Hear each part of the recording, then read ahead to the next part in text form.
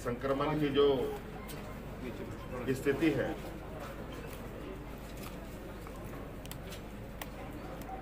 उस विषय को बताने की आवश्यकता नहीं है। अभी आवश्यकता है कि मिलजुल करके इस संक्रमण की जंग को जीतना। आज इस संक्रमण से प्रभावित व्यक्ति, क्योंकि यह संक्रमण इस तेजी से आया है कि लोगों को, आम लोगों को तो छोड़िए, किसी को भी यह पता नहीं चला कि इस तरीके की रफ्तार, इस रफ्तार के साथ ये आएगा और लोगों को परेशान करेगा। आज इस संक्रमण में सबसे अधिक लोगों को ऑक्सीजन युक्त बेड की आवश्यकता पड़ रही है और इसको लेकर आपने देखा होगा, निरंतर हमने कई प्रयास की हैं और झारखंड के प्रमुख शहर जैसे हमारे इस राजधानी रांची में, जमशेदपुर में, धनबाद में, बोकारो में जिस तरीके से मरीजों का, संक्रमित लोगों का हुजूम उमड़ पड़ रहा है और जानकारी के अभाव में जिले स्तर पर भी हमने जो ऑक्सीजन युक्त बेड उपलब्ध कराया है वो खाली पड़ा रह रहा था। कोविड सर्किट की हम लोगों ने शुरुआत की, उससे भी एक अच्छा संकेत आ रहा है। बड़े पैमाने पर लोग अपने आसपास के जिलों में ही ऑक्सीजन युक्त बेड उनको उपलब्ध हो जा रहा है और इसी कड़ी में आज हम लोगों ने शहर के अंदर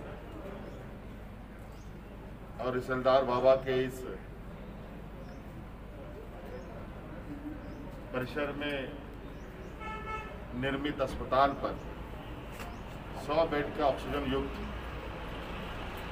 बेड संचालित करने का कार्य पूर्ण हो चुका है। कल से या परसों से यहाँ पर मरीजों का, संक्रमित लोगों का एडमिशन भी किया जाएगा, यहाँ उनको रखा जाएगा। इसके अलावा रांची के सदर रिम्स अस्पताल में जो हम अभी थोड़ी देर पहले वहाँ घूम के आए हैं, वहाँ पर नवनिर्मित हमारा एक कार पार्किंग था। अभी वर्तमान स्थिति को ध्यान में रखकर उस कार पार्किंग को कोविड सेंटर में बदलने का निर्णय लिया गया और लगभग 400 लोगों को वहाँ हम लोग कैटर कर पाएंगे 350 बेड के साथ 50 अतिरिक्त इमरजेंसी बेडों के साथ, और वो भी मुझे लगता है 3-4 दिनों में, जब तक तहसीलदार बाबा के परिसर में कोरोना संक्रमितों का आना प्रारंभ होगा, तब तक दूसरा सेंटर हमारा एक बड़ा सेंटर बन करके तैयार होगा। और इसके बाद कुछ दिन पहले हम इटकी घूम के ही आए हैं, वहाँ के लिए भी कार्य योजना तैयार हो रही है। कुल मिलाकर के बहुत तेजी से हम लोगों ने इस संक्रमण को ध्यान में रखकर अपनी भी गति बढ़ाई है। मुझे लगता है कि बहुत जल्द जो अफरा तफरी का माहौल है वो धीरे धीरे शटल डाउन होगा, ऐसी मुझे उम्मीद है।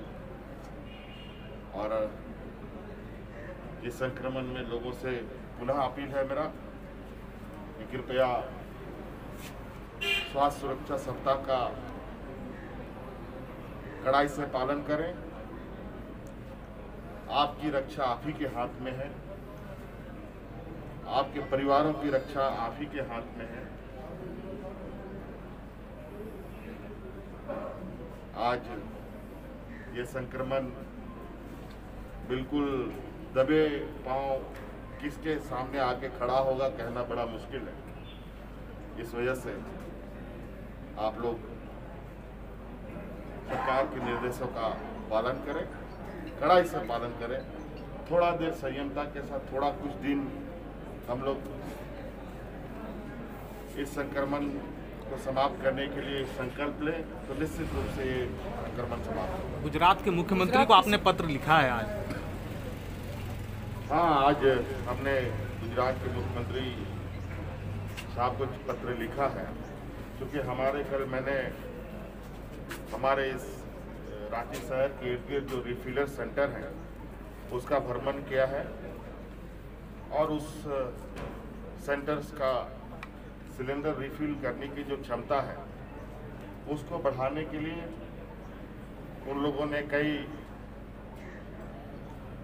मशीनों का ऑर्डर दिया हुआ है, और ऑक्सीजन रिफिलर्स या प्लांट की जो मशीनें हैं या सिलेंडर हैं ये सभी गुजरात में बन रहे हैं, और काफ़ी दिनों से लोगों ने ऑर्डर किया है, और अभी अचानक उनको और भी विलम्ब से उनको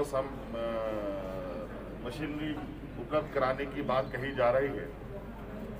ऐसे में हो सकता है कि हमें दिक्कत होगी, इसलिए हमने आग्रह किया है कि जो हमारे यहाँ पर पहले से हमारे लगे हुए ऑक्सीजन प्लांट्स हैं उनके सारे मशीनरीज को जल्द से जल्द भेजा जाए, ताकि ये अधिक से अधिक क्षमता में ऑक्सीजन